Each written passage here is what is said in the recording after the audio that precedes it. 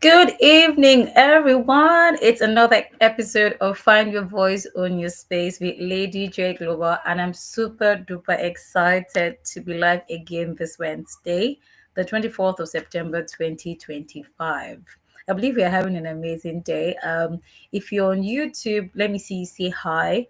Um, by the way, Find Your Voice and Own Your Space series is a series where career professionals and business leaders come to share their stories on how they found their voice in their different spheres of influence and how they are currently owning their space and garnering influence in the different spheres of influence. And this is the sixth this is the 16th episode, I believe. But I mean, we have come a long way, and I'm super duper excited to be doing this.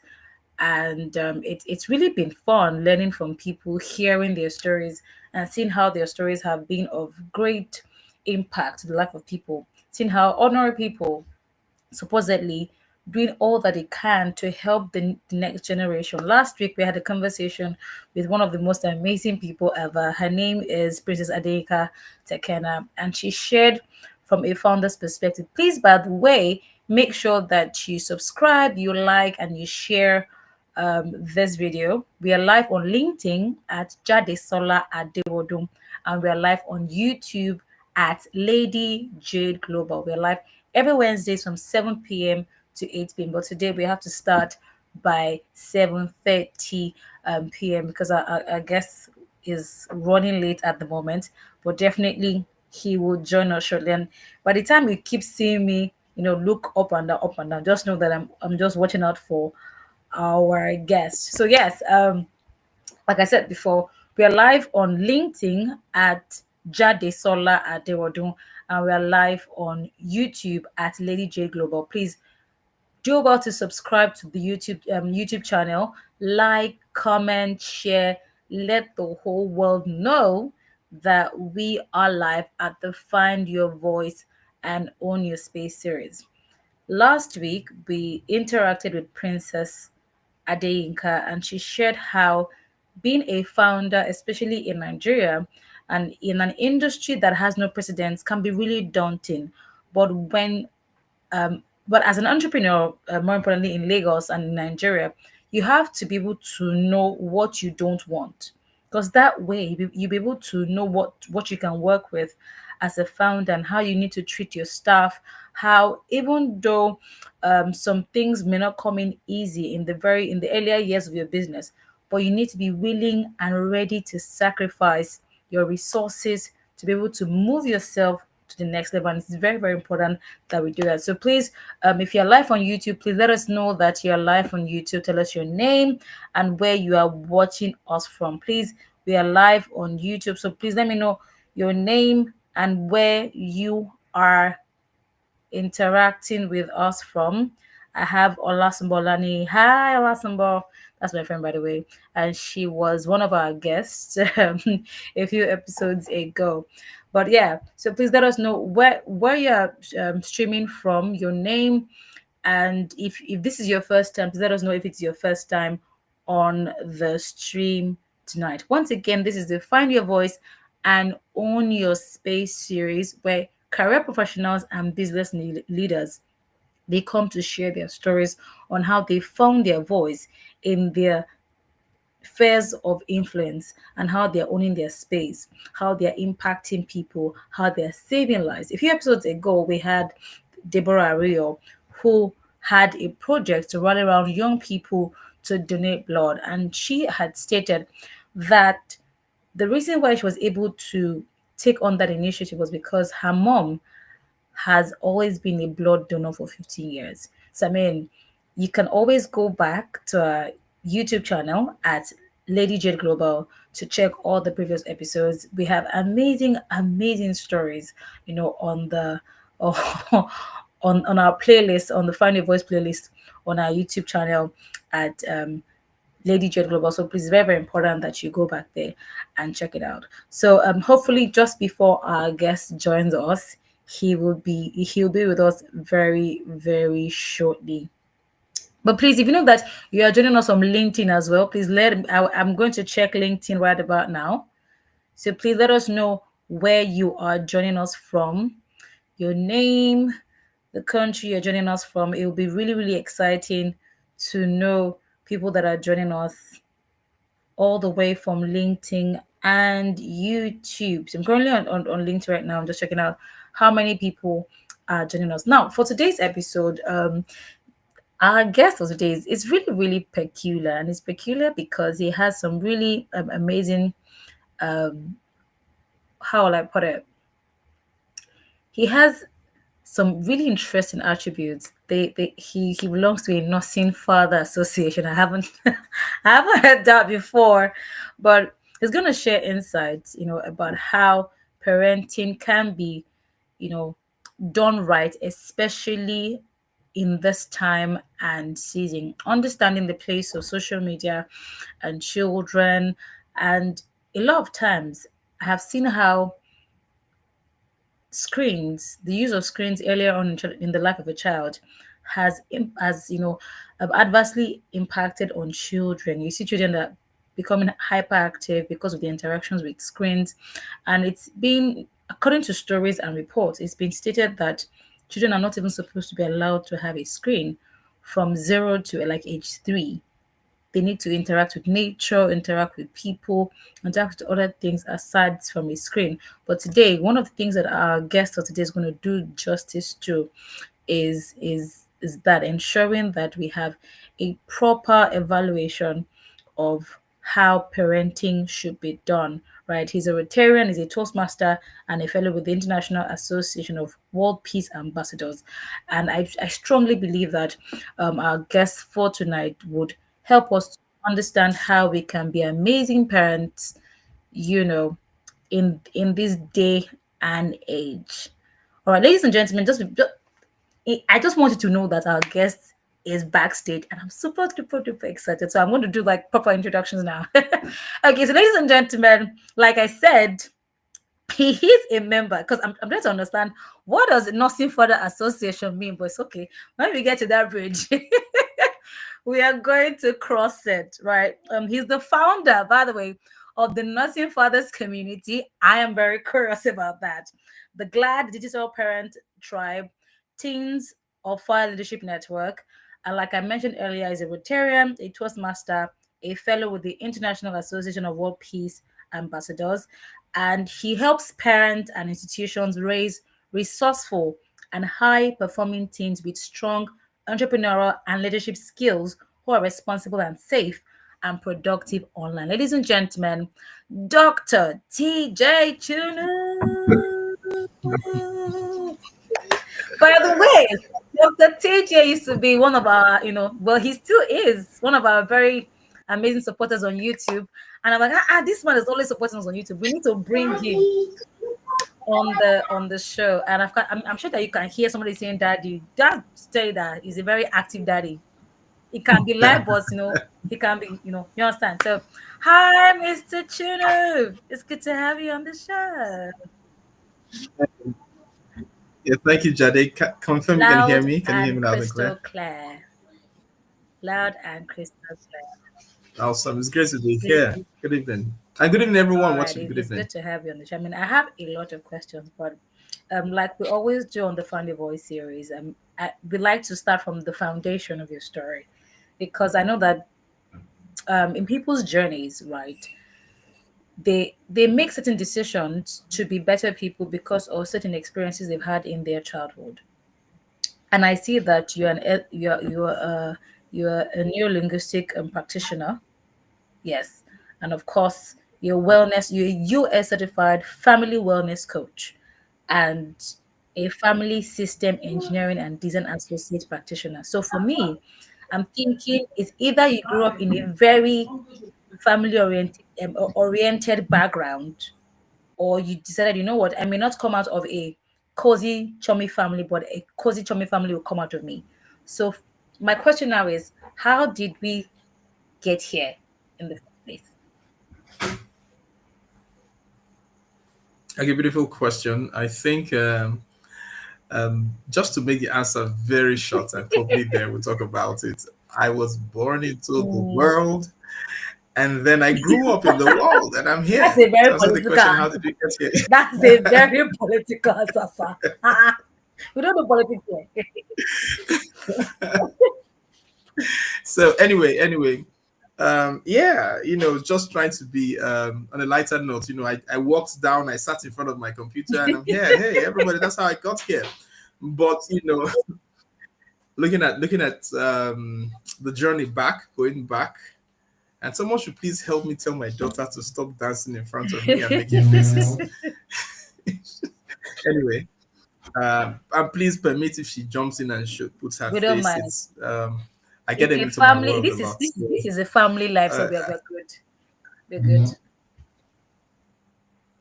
so I was born into the home of my father and my mother, the ministers of the gospel. I was born into the home of a Mm. good man, a man who modeled what manhood Mm. should be. And one of the things growing up I saw was a man who was devoted to helping humanity with the best Mm. he's got. In this story, I get really, really angry with my father because he spent most of his resources, funding things for God's kingdom and all that. Permit me if I go religious, it's my foundation. And he wouldn't buy me a jean or that Timberland that is trending. He would rather use that money to get something because he wants to do is the work of God. And I hated it as much as right now I know that's good. I hated it because it was denying me the things like Mhm. my father has money, buy this for me. My friends got it, you're not buying it for me. And now this is a funny story, and let me bring this part in. And at a point in my time, part of the way I rebelled was having to take what's not mine from him, in like the prodigal son, getting it early, but by force, not by asking for it. I hope you get what I mean. Don't ever, any person watching this, I did not say I was stealing my father's money. I only took what was not mine. Yes. So if any person mistakenly says you stole your father's money, you are confessing your own sins, not mine.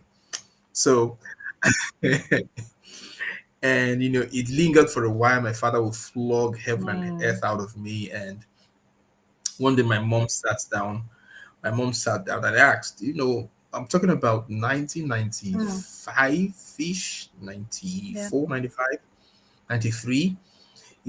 And you take 200,000, and in 1 hour, 50,000 is gone. 200,000, then you know what it is now. That's like And then 20 million 50,000 is gone. of now. Yes, and then 50,000 is gone in 1 hour. What did you do? Did you Hmm. organize a party?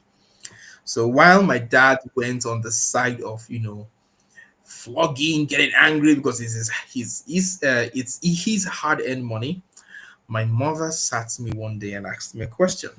Son, what do you Hmm. really do with this money? Because I can't imagine me that work it, I can't Hmm. spend it that much or that fast. And I said, oh, my friend had this, my friend had that. I had to give my friend because they didn't have this. I did that. I gave this. And my mother was, do you know you have a very Hmm. good heart? It was like a game changer for me. Do you know you have a very good heart, and you love to give, you love to help people, and that's great. And I hope parents watching this will understand the power of words. And that was it. And she was like, but if you are using this money and probably you are trying, like you say, your father is not giving you this, and you are saving for yourself, by now you would have bought yourself all the jeans you needed. You'd have bought yourself a Benz and all that. I was like, oh, I was not really thinking about me. And even if you need to give, she went further, and even if you need to give out to people, you can't give what you don't Hmm. have. So this is not yours, it's your father's. Yeah. So when you get yours, you can give as much as you want. So in as much as taking what is not mine, I'm not going to say stealing, in as much as taking what's not mine, Okay. in as much as taking what's not, yeah, in as much as taking what's not mine Yeah. isn't right, the heart or the mind behind taking Hmm. was right. And my mother identified that. And why was that right? Because my father modeled Mm. it. My father is one. He's still alive. We just celebrated his 80th birthday. Congratulations. He's very much alive. Thank you so much. He modeled that. So everything in me just wanted to That. replicate, what I saw my father Mm. do. And then that's also, this is now probably this is very funny or it might not be funny.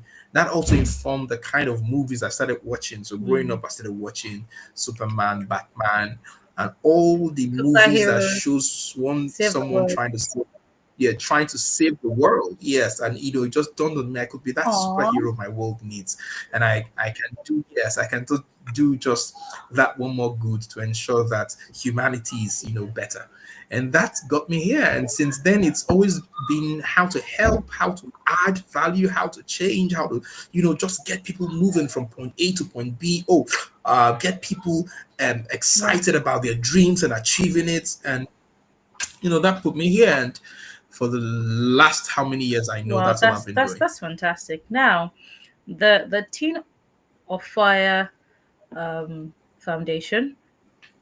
Yes. Leadership. Now, Yeah. I want to believe that your parents, like you rightly said, they're ministers of the gospel, and they had that influence on you. Now, what then informed you building that foundation for young teenagers? What were the things that you observed in your community? Because again, from personal observation, I realized that people who want to be better, what they do is they when they see people or younger people in similar situations, they want to lift them out of that same situation so that they can be better, they can do better by other people around them. So was that your case, or what wasn't that an instruction? Because from what you said, I believe you're a person of faith, right? So was it like an instruction, or you had a dream, or you saw teenagers in your dream like, "Ah, help us, save us, sir, save us, save us." So yeah, let's yeah, let's right into that. you know, let me flow your Okay. frequency. It Oh was my a dark goodness. night. The light showed. Love it. Anyway, so it was Hmm. simply straightforward. The voice, yes, at a point, but it was me waking up to realize at 19 I didn't have a teenage life I could tell a story about Hmm. that was inspiring. So yeah, I woke up to find out like I wasted my teen life. So I went to school, I had friends, I did all that, but you know, sitting down and asking myself, so what True. did I really do that is remarkable? What did I do that was transformative? There's no story whatsoever, other than I had friends, went out, and all that. I just woke up at 19 to realize that, hey, I've lost the most important years of Hmm. my formative life, and I'm never ever going to get them back. And that realization, the realization also came because sometimes teenagers also worry, why do mommy why do does mommy hate me, or why does daddy hate me, why do they hate me this much and all that. I was one of that such, just to realize that, hey, it's gone, your teenage is gone, and this is life has to move forward. And I looked behind and I saw a lot of other teenagers living through their teenage life Hmm. unintentionally, and also missing out the opportunity to become the best of who they are created to be for humanity at large. So humanity is losing the best of its human resource in the life of teenagers who are Hmm. not intentional. So that was one thing that excited me. And secondly, I heard the call. I'll never forget that, in 1998. So I attended. My father literally dragged me to attend. Um, well, he didn't drag me. Yeah, he dragged me. He dragged me to the path of God, and I'm happy he did.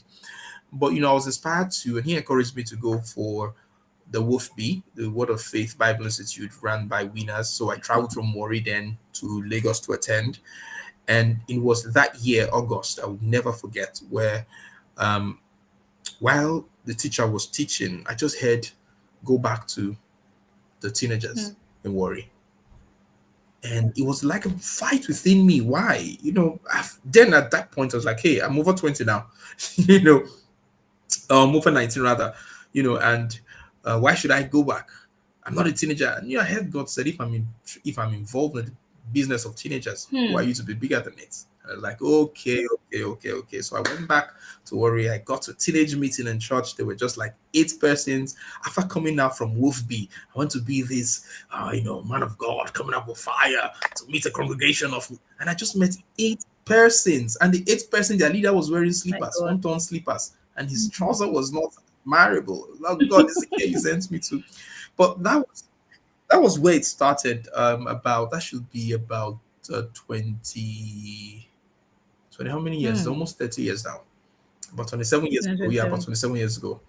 And yeah, and it started from that first meeting, and in 3 months we're 150. In 6 months we were 300, and the journey just started from there, and that's it. And every opportunity I had to shine light on the path of teenagers, I wanted to do it, not just as a passion, but also as a divine assignment. And it's been there, and as it grew gradually, I got to realize, it kept on evolving.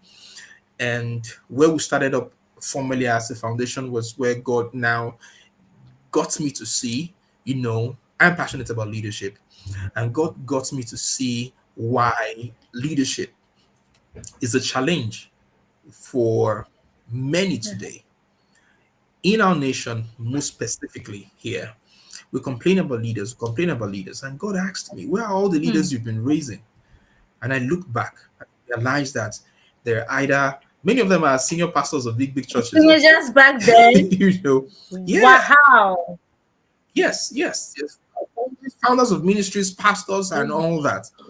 And we can't transform the nation by raising only pastors. We can transform the nation. We need technocrats, we need businessmen, we need people in all spheres. And I couldn't answer the question because most of them were in church. Either they were doing great as music Hmm. ministers and all that, but they were not in the sphere of Influence. Yeah. influence politically. Yes, politically. And that was where, the trajectory of what I was doing shifted. So we are now raising teenagers into leadership for public service. So we want teenagers who would have a vision to transform their nation. We did a research, we got to realize that the average teenager is oblivious of our current political reality. The teenagers we have today, you ask them questions about politics, they almost have no clue. Maybe they need ChatGPT to help them find answers. They almost have no clue of what's happening. They're non-interested, and those who are interested are following the path of following a godfather who cleared the path for them. And you know what happens? We just repeat the frustrating cycle that we complain about. And then being intentional about this was inspired at that moment again. So it's pretty much been more of divine, but it's got opening me to the immediate challenges of my environment. And that's how we started the Teens on Fire. Why we set fire? Yes, spiritually, we can set the fire of the Holy Ghost, but why we set fire is because we know fire refines. Gold gets through fire for it to shine. The fire molded life through the industrial age. We needed fire to birth a lot. So that's the fire for us teens who are going through process to reshaping what our reality is in such a way that it adds value to everyone. All right. That's really really insightful. Now, do you have campuses only in your city, or are there other campuses in other remote places in Nigeria? But for now, just in Benin City. Okay. And what are the plans to extend this vision to other states in Nigeria? So in 2012, we actually did about 2013. Yeah, 2012, 2013, 2013. We did about 9 states. We Okay. did about 9 states. We were in Lagos, Jos, Abuja, Rivers, Bayelsa, Edo Delta. Uh, yeah, that's 7. Trying to remember the other two, but we did about Cross Rivers, yes, we went to Cross Rivers, and there's one more state I am skipping. I remember that, but we did that. We Mm, grew pretty fast, and I think we grew too fast early. I didn't have the capacity to manage that, so at the time everything just gradually dwindled down. And right now, mm. we're still building, or rather, still rebuilding, taking smaller initiatives, and hoping that with the right volunteers, with the right partners, we'll be able to use technology as well to grow again. We have this generation here basically living online. So we're looking towards maximizing technology and partners to grow. Now, speaking about technology, you also founded the Glad Digital Parents Tribe, because I believe that these teenagers did not just spring from the sky, even though you tried to give us the narrative at the beginning of the conversation. But now we ain't buying that. So, what then inspired you to start the community for parents? Because again, for you to be able to produce teenagers that are very intentional, like the saying goes, charity begins at home. And as an educator, one thing that I realized was helping the children that I used to teach at the time was that whatever whatever values we instilled in children in school, we had to partner with the parents to say, oh, this is what we are teaching them. Can you help us to reinforce it at home so that we have united front both at home and in school? So we then brings me back to your question, or to my question rather.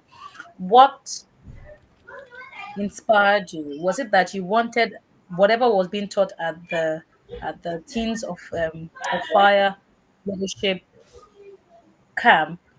And of course, when they then get home, the parents can then enforce to say, okay, this is what you were taught. Can we then align this? Yeah. I think you've answered the question for me. So, uh, I have. Please yes, elaborate on it, sir. yes. Elaborate. So first it was basically it was the teens, because we got to realize that you can't fetch water with a leaking bucket.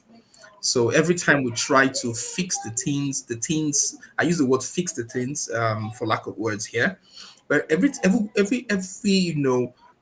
training, every coaching you do with the teenagers, sometimes it looks futile, though we cannot measure the wealth of the impact. But I'm saying it looks futile because they go back into an environment that negates everything they are inspired to do. And I talked about words when I started. So many of them get back to homes where their parents keep telling them that they are no good, they are no good. They come out, they hear, oh, you're the best version. You're the best version of yourself God has ever created. You hear all that. You now teach them how to also express, their potentials, and live freely and all that. And then they go home and they're hearing no good, no good consistently, more than that. They spend probably just an hour with you a week, and they go home and they spend Hmm. all their lives all week with the parents, having those negative thoughts or words towards them. Sometimes, I don't blame parents, because also it's where they're coming from. It's just the much they know. If they know better, I believe they'll do better. So we decided to move our focus from just the teens to helping create enabling environment for the teenagers by reaching their parents. We got to also realize that the parents are the number one stakeholders in the life of the teenagers. So if we're not engaging them, we'll just help disengage the teens from whatever their privileges they're already enjoying at home. Because Enjoy. some parents, some teens go home, and this with this mindset that I'm not a party to. You can sack your landlord kind of mindset, so you can sack your parents, because you are motivated to do all of that, and it causes more chaos. Parents kick them out of the house, and hey, it's you told us Mm. this. I wouldn't motivate them, foolishly. So we started engaging. And as time progressed, as change occurred, as we started having more digital natives, we got to realize that these amazing, awesome, hardworking parents are totally disconnected from the digital reality of their children. So, why they physically parent their children at home, they actually are not the parents of their children. Technology has um, given their children, their teenagers, new parents who are training them daily. Mm. The media, even the TV they have at home is informing them, is teaching them daily what Mm-hmm. you have no idea. And you don't even know how to monitor and follow through to ensure that you're helping raise children who are sound, children who are Yeah, responsible, children who are productive and safe online. So that also now informed us creating the Glad Digital Tribe, where we can help parents become more involved, more intentional, more knowledgeable about digital pathways so they can raise children who are responsible, who are productive, and who are safe online. fantastic. Thank you so much. Now, this question that I have been itching to ask. I mean, you're the founder of the Nursing Fathers community, and for Yes. me in particular, I understand, and it's really obvious that a lot of times most organizations focus more on the women, women empowerment, women this, teenage girl this women this, girl power, girl this, that, and the other. But then you founded the Nursing Fathers community, and I'm very curious because, I mean, we know that people do not understand that for, especially for this side of the divide, right? Most people do not realize that the father plays a very major role. And like you rightly said from your earlier stories, it was what you saw your father did. Yeah. And subconsciously you were giving you didn't even spend for yourself. And that is the power of modeling. So I'm curious, why nursing fathers community, and how were you able to get Nigerian men to Yeah. see for women are like, okay, let's go, let's do this. But to get a Nigerian and African man to sit down with you and listen to how fatherhood is done, sir, please, what holy strategy did you use, sir? Because me, I'm curious. How did you do it? Okay, so I think there are a lot of things that look complex are simpler than we think. Okay. I think our thoughts or our sense of appreciation or our understanding Mm, of that thing is what is complex, not the thing itself. So let me give you mm, let me put it on a lighter note. Every hot looking beautiful girl there that looks like a no-go area, this girl is above my class, is actually waiting for that guy who will come and say hello. True or true? God, Yeah. I beg. Yeah, you know. I just wanted to put you on the lighter note. I wanted something you could relate to. Yeah, in as much as sometimes we just hold some people so high up there, and these people like, hey, I'm still Mm, human. I'm still human. mm, I want to say hello and hi too. I want to say, hey, how are yeah. you too? So also it is with fathers or men. I think sometimes the social constructs, the narratives we've peddled for so long has given us an idea or painted a picture or created an image in our mind of what the man should be or who the man is and not who the man truly is. So we just assume that the man lacks emotion, he can't feel, he shouldn't cry, and all that. The average man who's also listening to this sometimes wishes he or she could just cry like any other person. So I got to realize when I was having my my fourth child, I just got to realize that women really do a lot or go through a lot. It's easy for the man to, oh yeah, and this is me giving, I have a follow-up question to that. yeah. So you had to wait till number four. So what happened to one, two, and three?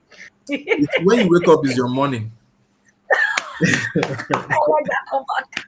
I So like that. yeah, so oh yes, when you wake up is your morning. So at number four, and there are other stories which I can't give Yeah. now. But at number four, I stumbled into a book. and preparing for your, I think preparing to be a father. And I just smiled. I'm already a father, You don't have There to is be a very. book. Yeah, there's a book. I don't know if I have it on my shelf here or where that is. Who Uh, who is the author? I don't think I want to remember him because I wasn't happy when I read a few pages. But I'll look for it. I think Oh I my can send that person. I'll look at my shelf. I'll pull it out. And there was something. Why though? Yeah, that's what I'm Okay. going to. I picked the book and I opened the book, and the first few things he talked about pregnancy was like tying a bag of cement on your stomach and walking around for 9 months. And I closed the book. Yeah, I didn't want to imagine it. But then I felt so guilty of not really thinking about what my wife Mm, was carrying. She's pregnant, yes, yes, but do you get to realize that that is another life form she's carrying in her womb? Do you get to realize that? Oh, I wish I could look for some pictures and share screen of funny things I did. Do you just get to realize that that life form is also eating of her, eating mm-hmm. from her as well? So that started playing. That's why I didn't open the book, though went back to it. That's why I didn't open, because it gave me a lot of images, and I was thinking. And then most time you're so still expecting. Oh, as a man, you're saying, oh, during pregnancy, doctor advised that you have sex to help open, whatever. So yes, and all that. As the man, you want to still, claim your grounds to do what you do, and all that. And you fail to realize that this Went woman through a lot. is going through a lot psychologically, emotionally, biologically, and otherwise. And then we think, okay, because maybe society says work and provide, that's all you need to do, and all that. But it just dawned on me that we're not giving women the necessary support that we Mm, need to give them as men. One, two, most times when we talk about omugwo, we leave it for the mothers and all that. It's a women thing. I will get to fail to realize the importance of being present in your life child from day one. What it does to you first as the man, and two, what it does to the child. What it does to the child. Um, and that I got to realize, which my wife, oh, she's here. hi, darling. Hello, sweetie. It's so good to have you on our live. Hi.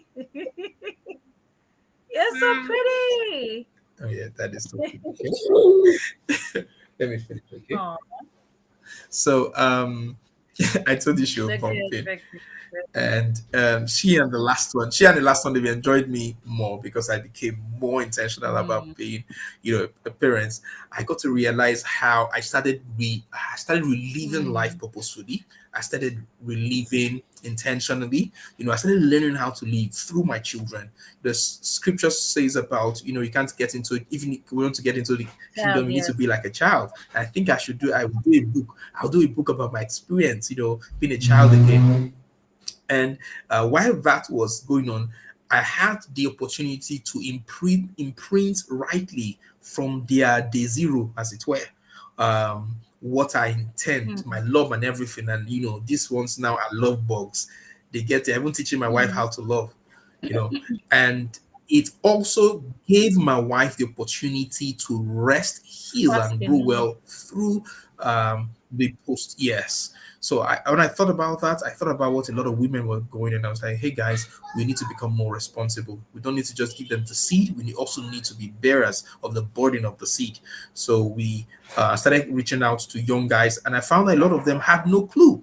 Like young people who would watch this, who think they're in love and they're going to get into marriage, and oh, this is what their home will look like, who have no clue about what marriage really is. So also young men who have impregnated their wives or who are intending to have children have no clue what the experience is like. And there's really no school out there schooling men saying, hey guys, this is how to prepare to be a father, especially in this Mm. part of the world.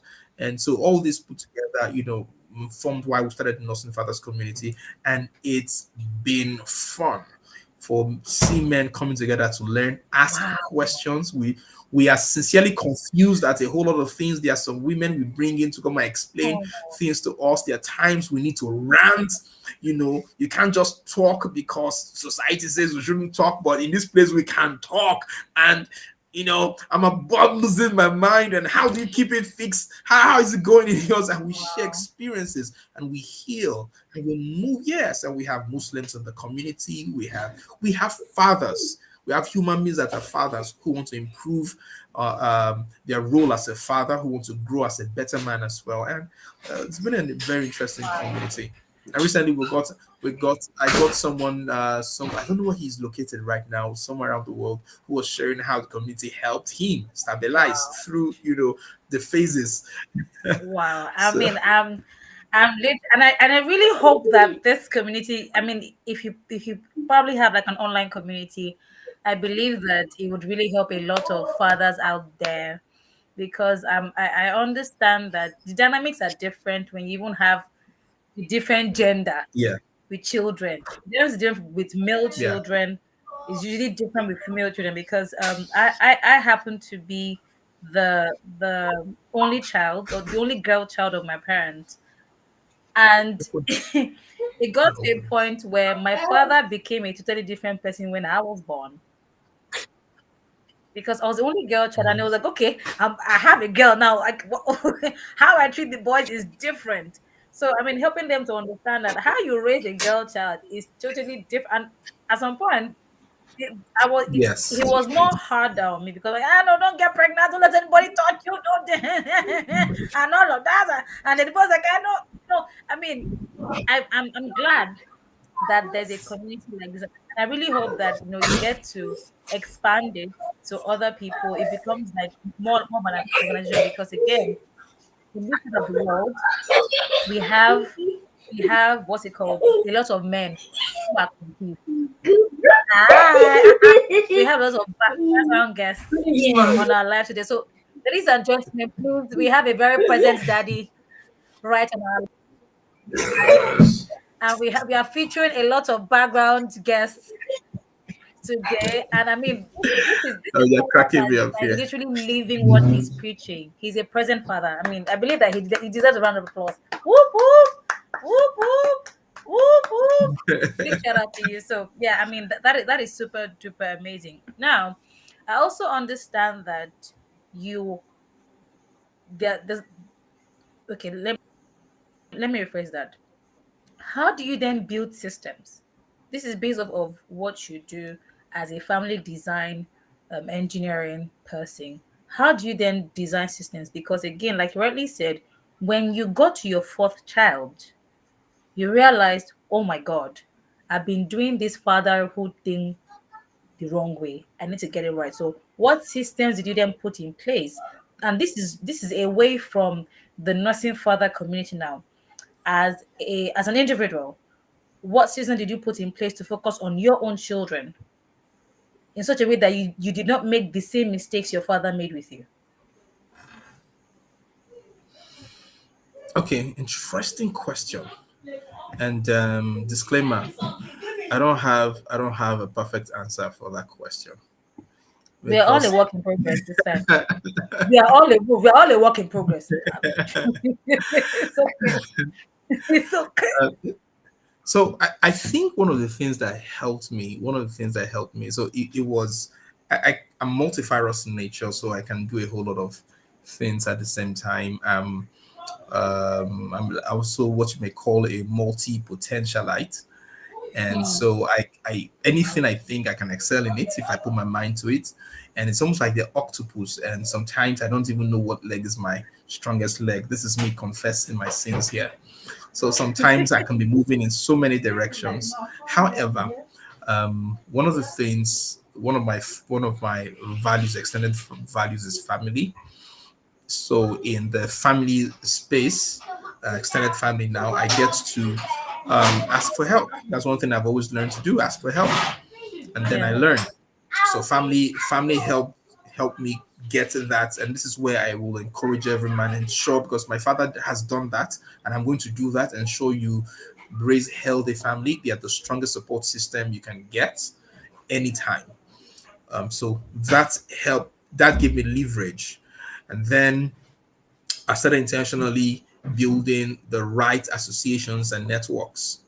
And that's how I got into the Family Institute of Engineering and Design. But before it was even instituted, I was kind of a coachee to one of my coach, Brace Fulware, and Oh, I learned, yeah, yes, I learned, and then that community became another support system, and then also other communities, my friend and my brothers, Innocent Usa, Steve Harris, Samu Bafemi, and the mm, likes, and all yeah, that also helped as well. So why is that also? So that now gave me people.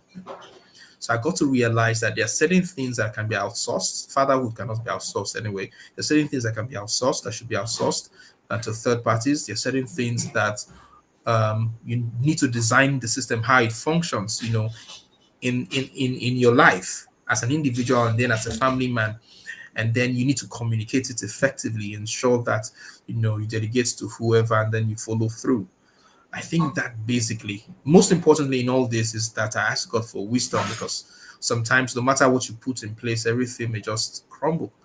So yeah. I think these are the things that have helped me, and then building certain routines as well. It's very important you build routines. It's being consistent with routines, which sometimes I feel that being consistent with routines is one. Excuse me. Is one key part to building systems that function, so that the culture is built, and with or without you, it is sustained. I think Okay, that's pretty much, yeah. okay. So I want to ask this question. It's because it's something I've observed over time where most men, they're usually very hard on themselves when they make mistakes, and sometimes it's usually probably how they were raised, right? And how they've had to see that they cannot afford to be a disappointment to those that depend on them, or those that they care for, or those that they care about. So how do you move past disappointment, first as a man, second as a dad? How do you By keep moving yourself up? past them. What do you say? By, mov- by moving past them. How? How do you move? Do you cross with both legs? Do you cross one leg after the other? How? Tell us. Show us the way. so, so It's my many is about 27. Like somebody asking, how do you eat? It's by eating now, right? It's no. by eating. See, see, this is how. It just reminded me of something that my dad would say. Because I remember one time, so personally, I don't like raw garden egg. I don't. No, no, I don't like raw garden egg. Right. And I tell my dad, "Oh, daddy, how do you eat?" It's like, it's not hard now. Just open your mouth, put it inside, bite it. That's all. That's what you are doing. No, don't do that. You don't want it. No. Okay, okay. So for me, I think I I learned one of the earliest things I learned was to expect the unexpected, so I don't get disappointed. Hmm. So yes, that's something I wrote down. It just hit me, and I wrote it down many years ago. Expect unexpected, so you don't get disappointed. So right now, and now, religiously, the religious folks may see these statements as a lack of faith. No, it's just what a mentor of mine will call scenario planning or scenario thinking. What if, the what if as we're talking now, power goes off? What happens? Should I stop talking? So see, I just you were talking with me. okay, yeah, no, I know I saw lights flashing on your face and all that, but the question, what's most important? Is the Hmm. brightness of your face or the quality of the conversation? The quality of the So conversation. yeah, so I got to get to realize, in as much as branding and all that is important, I'm a brand communication strategist. In as much as all that is important, people are more interested in the experience. So when we talk about experience, I'm now asking myself, what part of the experience is this? I will back Hmm. this up with a scripture, and then I'll continue explaining. It says, "For we know that all things work together for good." That Yeah. means even what is not looking good has a working for good. We Yeah. can bring it into our everyday life. Hmm. The the the grinding of the engine, The heat from the engine is what is working the movement of the car and the AC in the car. But it's not funny when it's hot out there. It's You not. know, the yes, they will go into the market and sweat in the market, pricing things, walking from one shop to buy more to another shop to buy this, is working that sweet egusi soup at the end of the day. Yeah, so everything is working. If you get to have that understanding that every event in life, and that's how I see life, is working something. The question or where my big focus is on what is it working? That's what I want to see. So, oh yes, it's just like the footballer who is see people run to him because he has a goal. They're running to him because he has something that is priceless.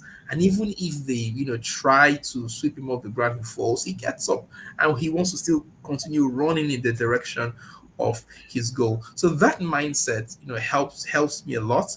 Getting to also realize that failure is not a definition of who you are. It's just a statement that things are not right. Lets me know that whenever the things I do, I don't fail. Things don't just work. Whenever things don't just work, I need to find better ways to ensure that they work. So that's basically my perspective. And I don't hold anything to heart. I learn the lessons and I move on. I see failure basically as a feedback. It's just telling me something is not right. I believe that pain is a gift from God. So when something happens, you want to check what have you not given paid attention to. And I think if we have that mindset, we will not all wear ourselves down, you know, by the event called failure, but we'll just Mm. maximize it to ensure we'll do better. So I and then because I know that, and also yeah, now let me say this: I know that I do certain things that may not be right, but I am not what I do. I only did those things out of the level of knowledge or information I had at that time. Oh, one funny story I always give was how I hated BlackBerry because I felt it was a distraction. I hated BlackBerry until somebody bought it for me as my birthday gift, and I couldn't criticize it again. And I found out I was talking out of ignorance. Yes, like of course. And when you get to realize that you were talking out of ignorance, I think the most honorable thing is to come out and say, "Hey guys, I'm sorry, I didn't know." Rather Mm. than claim. And I think people want to see that you are more sorry than right. If you get what I'm saying. People want to see you. Oh, Yeah. I'm saying people want to see that you're real, that you're human. People want to see that. Scripture says that we do not have a high priest that is not touched with the feelings of our infirmities. That means, when Amen. they flog Jesus, the thing too. So he knows pain. Yeah, he does. He He knows does. pain. So basically, I think if we have that mindset towards the challenges we face, we will be learning, we'll be growing, we'll be getting better with the challenges. All right. So you had mentioned earlier how, you have community of friends, that you reach out to, you delegate to, you have conversation. There's a community of nursing fathers, right? So, what would you say is I'm trying to reframe that question properly. Now, what are the things that a man who is progressive should watch out for to have a community of like-minded men to be a better man, father, contributor to the society? What are the Because values that he should watch out for? Sorry to cut you now, because again, football, which is one of the unifying sports in the whole world, it brings a lot of men together. They forget about their religion, they forget about their political biases. As long as Barcelona and Arsenal play, everybody is united by their side. It's either you are, or you are this person, But I mean, after that, everybody goes their way. But what are the values that a man should watch out for? Because a lot of men, they don't know what to do. They're clueless. But you have highlighted the importance of men being in like communities. So what are you watch out for if they need to find okay, interestingly, community of brothers. Okay, can you hear me? You were breaking up, but can you hear me? Confirm you can hear me. I don't know if it's my network. Oh, let me check. Oh, I okay. You went out for I a can hear bit. you loud and clear. Please Can go you on. hear me? Okay, great. Um, someone said, "Show me your friend, and I'll tell you who Yeah. you are." And you used the word value. Yes. I wouldn't come and say these are the values. I'll rather ask, what is your value? What are your Hmm. values? The set of values you have will determine the kind of people you Hmm. attract. And values are not static; they are dynamic. In other words, you can with information, your values can change. A lot of people who valued things in a particular way in Africa, when they traveled out of the country, their values were reshaped. So yeah, the question here is, what are your values? And if you do the value test and you feel your values, you're attracting the wrong people, then you want to go get more informed. You want to open yourself to learning, and that will help you, build better values or emulate better values. So that's for me, that's one. Build right values. You have the right value system. You know, you will always attract your Hmm. kind. You always attract, excuse me, you always attract your kind. um Men don't just fall from heaven into your life. You're like a magnet. You will always attract your kind, and that takes us, just emphasizing what the question, what do you value, or what are your values. um but I would say in building the right association, scripture, allow me also go to scripture. It talks about communication corrupts good manners. There's a place where it talks about the companion of he that follows the wise will be wise, but a companion of fools will be destroyed. You would ask yourself now. So I've asked myself, what are my values? Now I'm asking myself, what do I want? What do I desire to value? What do I like? What's ahead of me that I admire? The thing, the world role model comes to play. So the more you look in the direction of the things you admire and appreciate them, the more you attract them to you. So now I know that this is where I am, and this is not where I want to be. This is where I like to be. I look for the people who are there. I start following them. So following people on LinkedIn, following people on all social media platforms also is a pointer to what you value. So for me, I don't follow everybody. I don't need to know what's happening in some people's life because it Hmm. distorts my own reality. So there are people I have followed, many, who initially when we just started, you just click follow, follow. I just don't follow because I don't want to see what's happening in their lives. It's creating a wrong picture, a mental picture for my own reality. So, and what you focus on is very important. What and who you focus on is very important. Then you also want to ask yourself, what do you lack? Marvel, I love you. Okay, thank you. What do you lack? What do you lack? And what do you need? And just like talk about football, I'll get into football now. In football, if you got all strikers, you would go home bagging a lot of goals in your net. If you have all goalkeepers, you may never score a goal.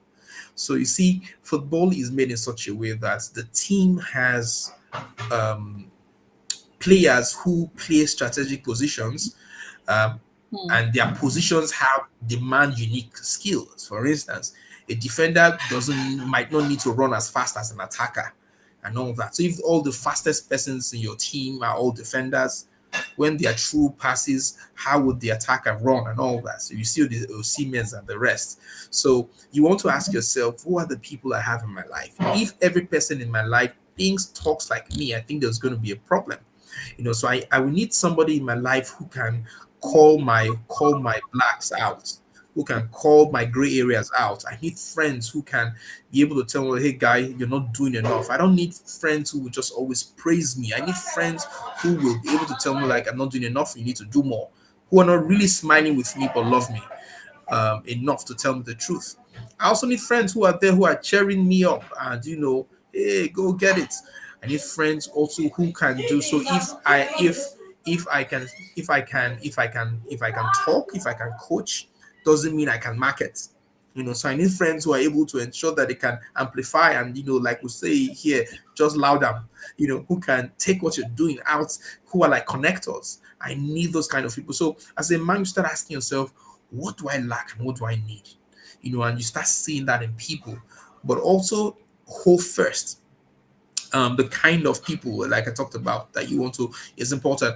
And then one thing you need to do, I will permit me to always go scripture. I believe so much that the Bible is a complete book. It's not just a religious text. Yeah. It's a complete, yeah. So it says a man's gift makes room for him. So I'm going to split this in two ways. A man's gift, what you are able to offer, and what you have to express. We have focused on what you have to express. So the fact that I can do this and I can do it so well makes room. But what are you able to offer? And what you're able to offer should be an appreciation of who others are. And in doing this, I'm saying start to pay for trainings, start to pay for the people you admire. I didn't just walk to Praise Forward, I bought his courses. Even Sam Obafemi, who was once a volunteer in my project back in 2013, I have paid for his trainings as well. And that's one way to also build such relationships. Value people, or rather, the people you value or you look up to.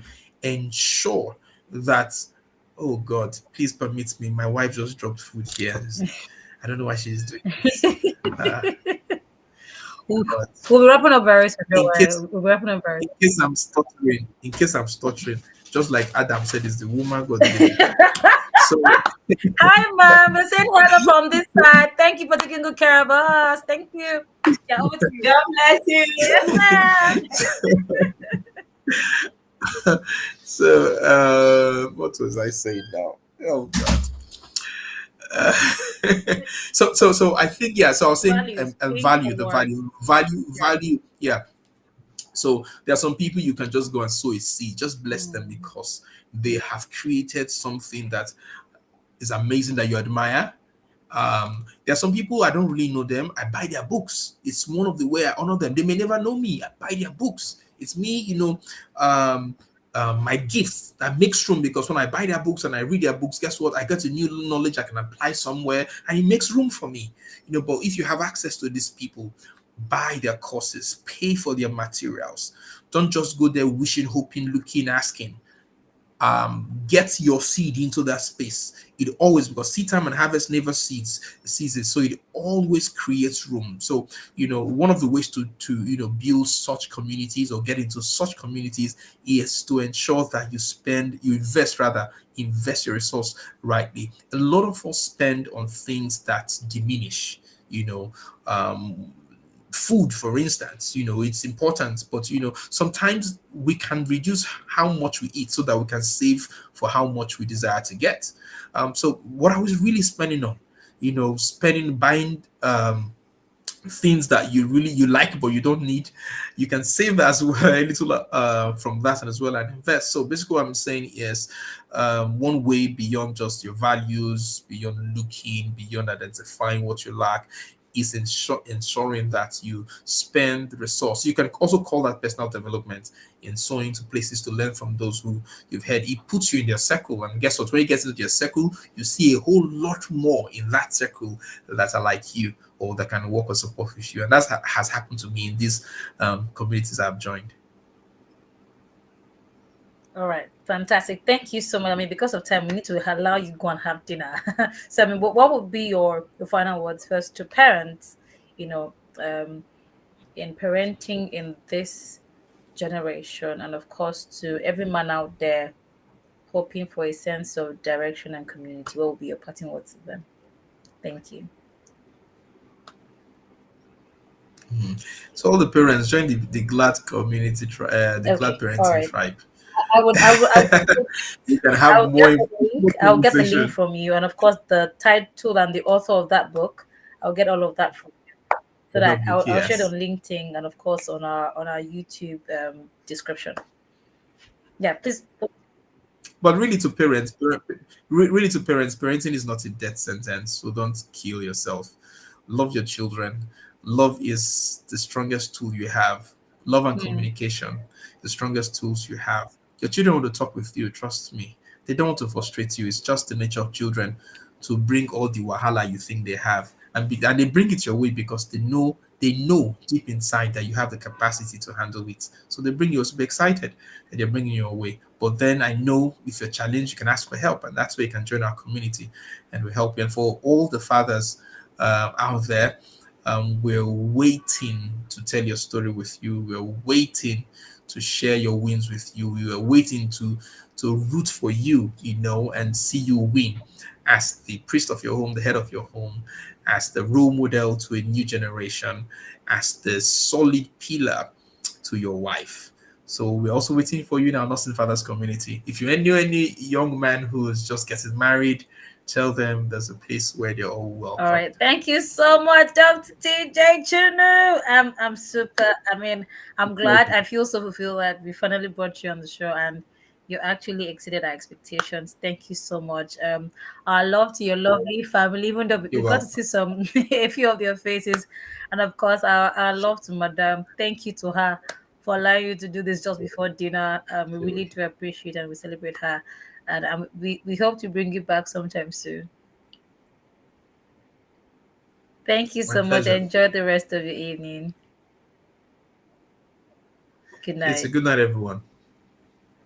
All right, everyone, there you have it. Oh my God. If I were me, I'll rewatch this. If I were you, of course, I'm going to rewatch it, but if I were you, um, I would rewatch this as well. Thank you to everyone that has been on the live. And of course, the mechanic, thank you.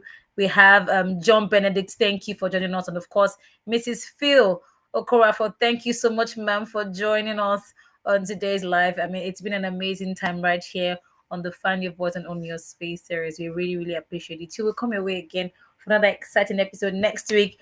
Next week is Independence Day. So we're gonna have like an Independence Day special for the Find Your Voice and Own Your Space series. So come your way again. Have a lovely, beautiful night. God bless you. Bye